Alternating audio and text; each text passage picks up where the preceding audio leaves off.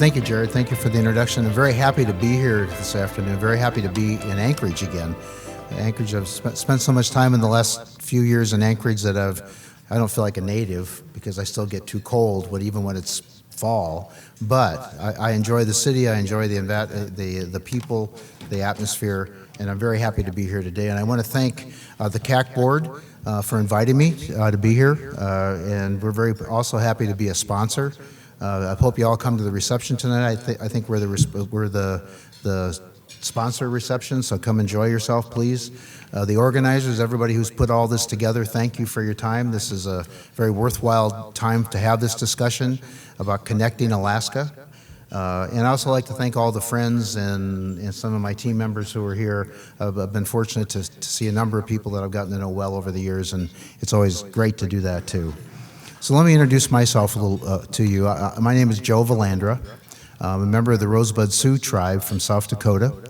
Have been working in and around tribal issues, Indian country, for over 40 years. Sort of date myself a little bit, but can't help it. When you get older, you just get older. I live and work today from Washington, D.C., and spend a lot of time in Las Vegas these days because I have 3 beautiful grandbabies there, so we're spending a lot of time with them in Las Vegas. Jared mentioned our mission. Tribal Ready was founded on a very simple premise, that our mission is to support tribal sovereignty. Sounds simple, not so simple to execute. We also chose that we would help support tribal sovereignty by helping put together the resources, the expertise that tribes typically don't have to take advantage of the money from the federal government to bring broadband and other telecommunication services to Indian country, which is historically terribly served. That's not necessarily an indictment of the incumbents or those that have been providing service over the years, but it's certainly the evidence is manifest. It's not just my opinion that Indian country is poorly served. Alaska villages are probably the prime example of less than poorly served, mostly not served at all, or served in very inadequate ways or very incompetent ways. That's my term, not anybody else's term, my term. So we do that. We've done that for the last 2 years by gathering together the expertise in several different areas. And I'm not going to talk all the time about Tribal Ready. I just want to give you some context for where I'm coming from. We have the expertise to do planning, that is feasibility studies, and other planning activities, high-level design, low-level design, things that are needed to apply for grants, primarily, because there's a lot of grants right now, or there has been. And now with BEAD coming, there's an even bigger pot of money for tribes to have an opportunity. They need the planning. They need the ability to write those grants in a way that give them the best chance to receive that funding that they sorely need. And I'll come back to some of that funding discussion in a bit. We've also evolved into, and was part of our business plan to begin with, we are a prime contractor. We build the networks. We use a lot of different subcontractors, but as a native-owned company, we want to make sure that the money goes as far as possible for tribes, that the tribes are getting treated fairly at every step of the way. So we've taken the step to be a prime contractor to build out the networks, to deploy the systems that are available from the funding that's out there, partner with whomever needs to be partnered with in a good way for tribes so that they get the most benefit again. And lastly, our long-term vision is the creation from the building of these networks of a nationwide, from Alaska to Massachusetts and everywhere in between, of a tribal broadband network. Tribes working together, tribes benefiting from having the collaboration of a nationwide network so that they can be sustainable. I heard early on, 4 or 5 years ago when this large funding pot was first being discussed, that many of the larger players in the field were saying, that's great. Set aside money for the tribes, $3 billion, $5 billion, whatever the number ended up being $3 billion. Let them build them because we'll be able to buy them 2 years later for pennies on the dollar because they won't be able to operate them. And unfortunately, that might have been a valid analysis if you're a Harvard MBA. But it's not a valid argument if you live in the villages, if you make decisions with your heart. So this nationwide network is meant to give tribes the economies of scale and access to technology on a consistent basis, cutting-edge technology, so that they can be sustainable. Whether you're in a village of 25 people or have access to a 30,000 service area base. Regardless, you get the same treatment from us because we get to blend all those villages, all those communities together from a cost perspective to bring economies of scale. So we take, our vision takes from the very beginning, low resource, no resource, to operating your own network. And within that mouthful is our firm belief and our advocacy is that tribes, at the end of the day, with the grant money that they receive or whatever funding they receive, they own the infrastructure.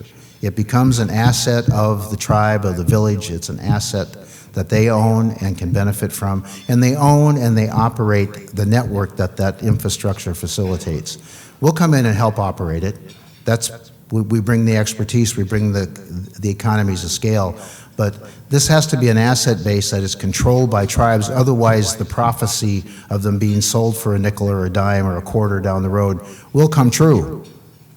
And that would be a tragedy in my mind. So we're doing everything we can at Tribal Ready to provide the resources, expertise, and sometimes the money to make sure that doesn't happen.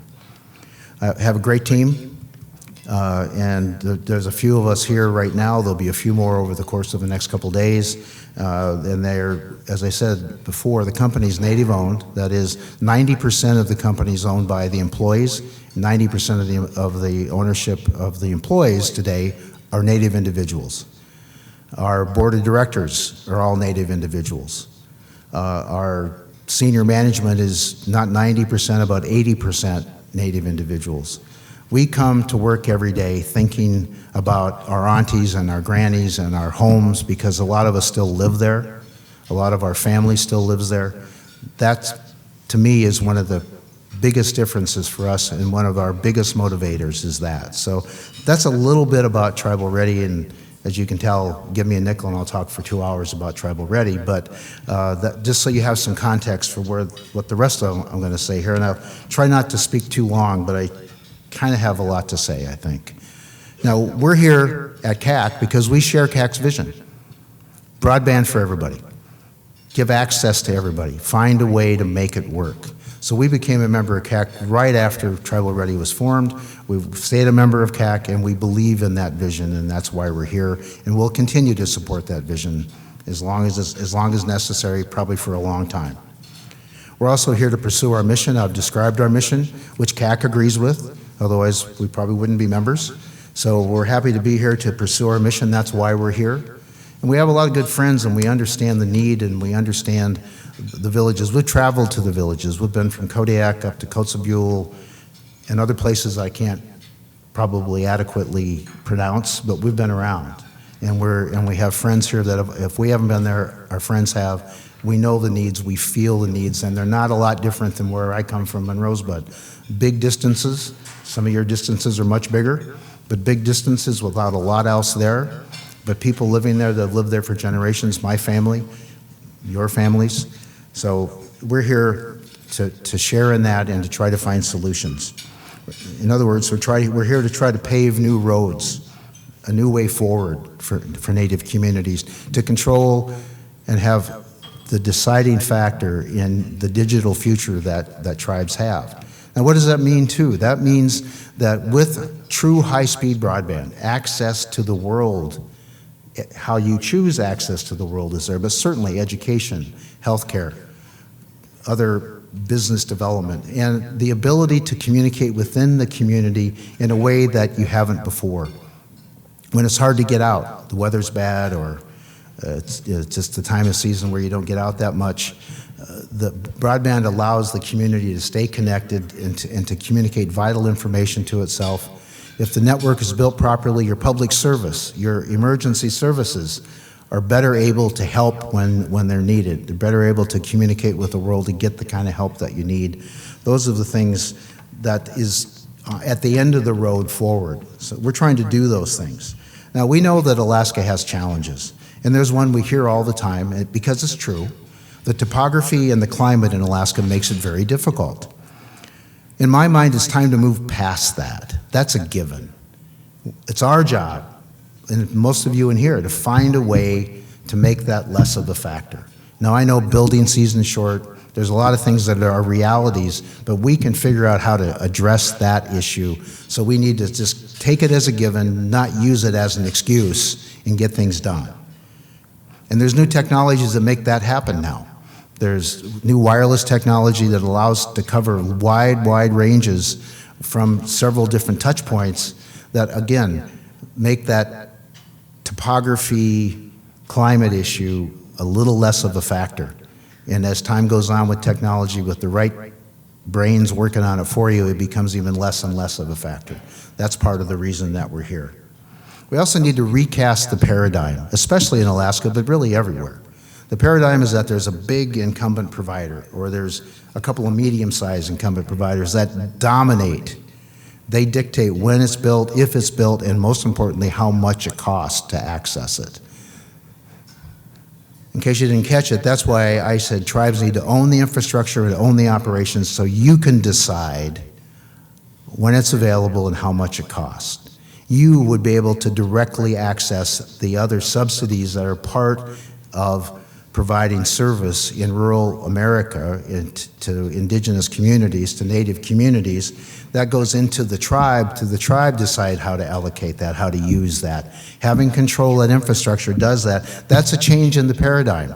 And it might be a little painful in some ways because of it's been done one way for a long time, but it's time for that paradigm to change, and we're here to do that. That means building consortiums.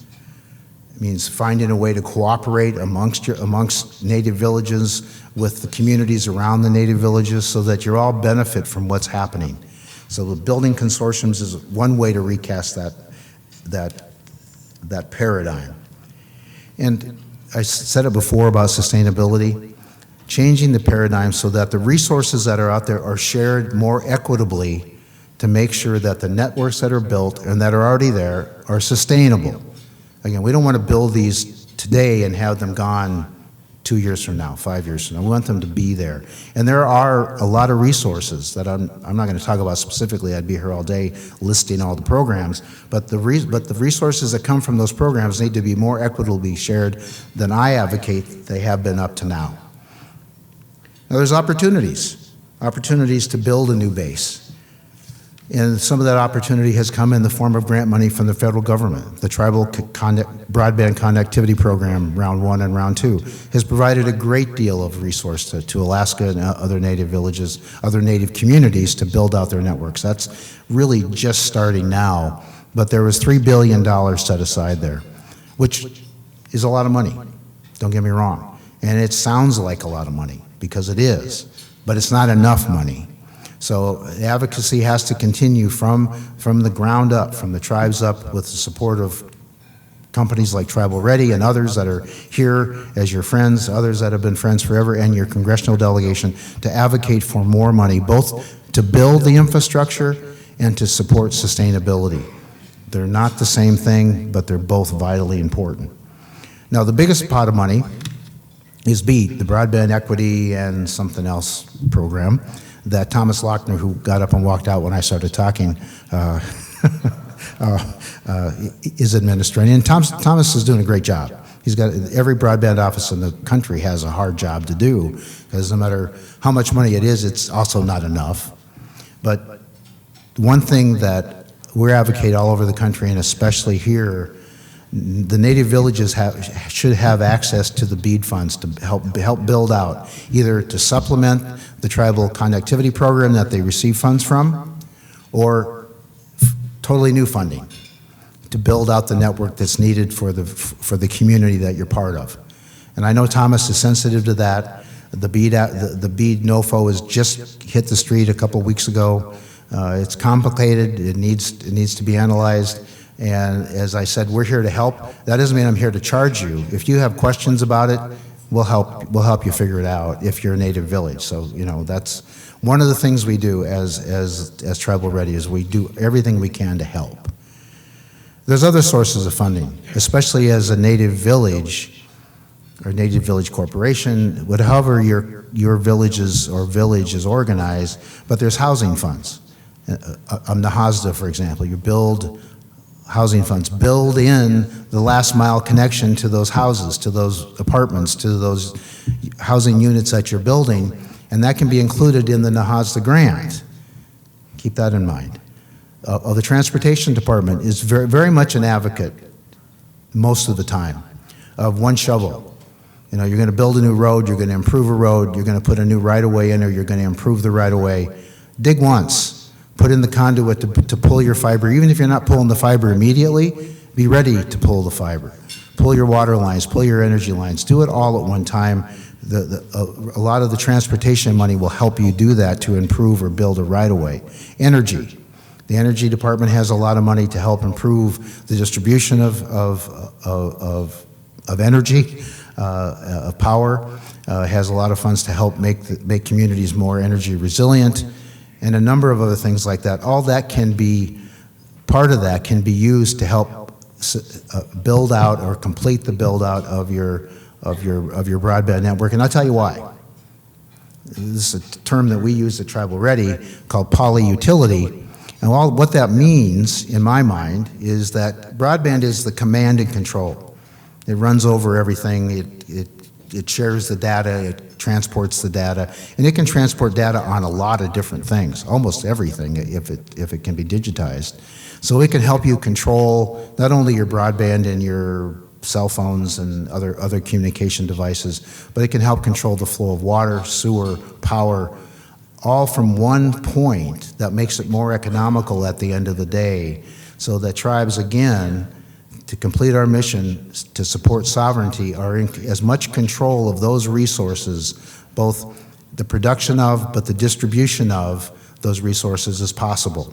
So that's why when I say look at housing, roads, energy, be creative, that's the way to do that. It's a polyutility view that says tribes take control of those things, and you take control of them this way. And there's one other little trick if you're a native village and you like to hear this kind of stuff. I was in the government for a little while, a long time ago, thank goodness, but in the government a little while ago.